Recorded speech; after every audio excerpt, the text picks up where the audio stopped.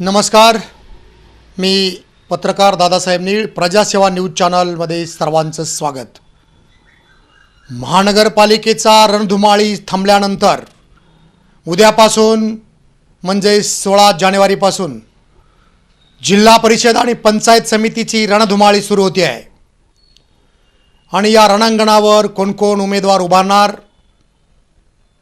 कुणाला कोणत्या पक्षाचं तिकीट मिळणार, उमेदवारी अर्ज किती दाखल होणार, कोण विजयाचा गुलाल उधळणार, याकडे उद्यापासून लक्ष लागलं आहे संपूर्ण जिल्ह्याचं.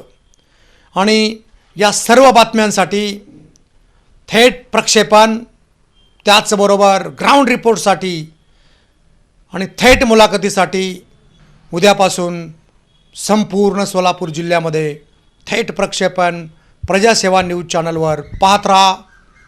धन्यवाद.